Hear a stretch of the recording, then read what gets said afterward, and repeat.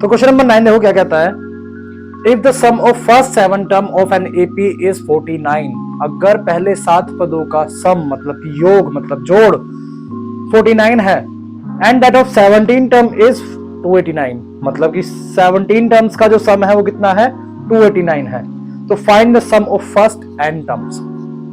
तो पहले n पदों का योग ज्ञात करो। तो क्या क्या गिवन है भाई हमको, भाई एक तो गिवन है मुझे S7 है ना, सम ऑफ 7 टर्म्स मतलब कि S7 इज इक्वल टू में कितना है 49, भाई इतना बात। फिर 17 टर्म्स का जो सम है वो कितना है 289। ये दो चीज मुझे गिवन है, मुझे Sn निकालना है फर्स्ट टर्म्स के लिए, पहले n टर्म्स के लिए। ओके, तो भाई इनसे मैं कैसे कर सकता हूं, देखो मुझे n की वैल्यू पता है, n की वैल्यू इसमें क्या है 7 है, Sn दे रखा है। तो क्या करना है कि S7 की जगह यहां से देखो कि S7 इज इक्वल टू में 49, भाई S7 को क्या लिख सकते हो n/2 2a plus n-1 into में d इज इक्वल टू में 49। वही अपना तरीका, भाई S7 की जगह पे मैंने ये लिख दिया और 14 की जगह 49 है। 7 का मतलब क्या है, n की वैल्यू 7 है, तो n की जगह पे क्या लिखोगे 7/2, 2a नहीं पता तो ये क्या हो जाएगा 2a ही रहेगा, प्लस 7-1 d भी मुझे नहीं पता तो d की जगह पे d छोड़ दो, और ये क्या हो गया 49। समझ गए भाई, सॉल्व करो आगे। 7/2 2a प्लस यहां पे क्या आ जाएगा 7-1 6 into d 60 is equal to में 49। अब देखो इसमें भी 2 है, इसमें भी 2 है ना भाई, तो इन दोनों में से क्या करूं मैं 2 को कॉमन ले लूं, और ब्रैकेट के बाहर कोई साइन नहीं है, इसका मतलब ये मल्टीप्लाई में है। तो 7/2 इंटू इसमें भी 2 है, इसमें भी 2 है, तो मैंने 2 को ले लिया कॉमन, 2 को ले लिया मैंने कॉमन। अब क्या बच गया यहाँ पे भाई 2a में से 2 मैंने बाहर लिख दिया, तो इधर क्या बच गया सिर्फ a, बीच में साइन प्लस का 6 में से 2 बाहर लूंगा तो क्या बचेगा 3, और यहाँ पे d, और यहाँ पे क्या आ गया 49। इस 2 से ये 2 कैंसिल आउट हो गया, ठीक है भाई, मल्टीप्लाई में ना 2 से 2 कैंसिल आउट हो गया।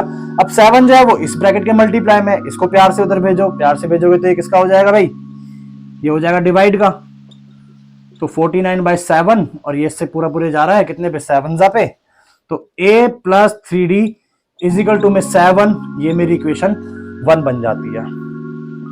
बन गई ना इक्वेशन 1, सिंपल है। ओके, अब इसी तरीके से इक्वेशन बनाने हो इससे, S17 इज इक्वल टू में 289 दे रखा है, ठीक है ना। तो S17 क्या लिखोगे तुम, वही n/2 2a plus n-1 into में d इज इक्वल टू में 289, ठीक है जी। n की जगह पे क्या रखोगे, यहाँ पे S17 है तो मतलब n की वैल्यू कितनी होगी आपकी 17, तो 17/2 इंटू में 2a प्लस 17-1 इंटू में d की वैल्यू नहीं पता, तो यहाँ पे 289, इतना तो क्लियर हो गया होगा।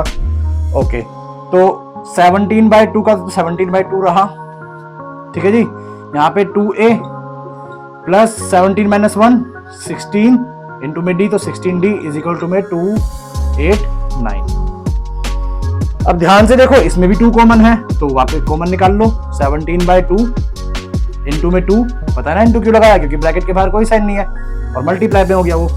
ओके, तो इधर 2a में से 2 बाहर ले लिया तो क्या बचा a प्लस का प्लस 16d में से 2 को कॉमन लोगे, को बाहर निकालोगे, 2 से डिवाइड करोगे तो क्या हो जाएगा 8d इज इक्वल टू में 289। अब देखो यहाँ पे 2 से तो 2 कैंसिल, ओके।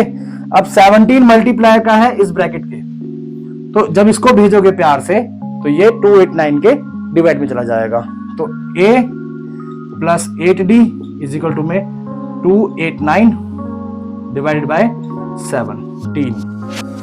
17 का स्क्वायर क्या होता है 289, मतलब 17 को 17 टाइम्स पे जब करोगे तुम मल्टीप्लाई तो क्या आएगा आपका 289 आएगा, मतलब कि 17 पे 17 से इतने पे कट गया। अब जो इक्वेशन सेकंड आ गई तुम्हारी क्या आ गई, a plus 8d is equal to में 17, ये होगी इक्वेशन 2, ठीक है। अब इक्वेशन 1 और 2 को ले लो, मैं थोड़ी जगह बना लूं, इसको थोड़ा आप स्क्रीनशॉट ले लो या फिर समझ लो, ठीक है। तो अब आगे कहानी, मतलब ये दोनों इक्वेशन हमारे पास आ गई है ना, इक्वेशन 1 और इक्वेशन 2। क्या करो कि सब्सट्रैक्ट कर दो, मतलब कि वही एलिमिनेशन मेथड से सब्सट्रैक्ट इक्वेशन 1 फ्रॉम 2, ये लिख देना ये लाइन, ठीक है ना, यहां पे लिख देता हूं मैं, सब्सट्रैक्ट इक्वेशन 1 फ्रॉम 2। ओके, जब सब्सट्रैक्ट करोगे तो साइन चेंज हो जाते हैं भाई, ये प्लस का था तो माइनस का, ये प्लस का माइनस का, ये प्लस का था तो माइनस का।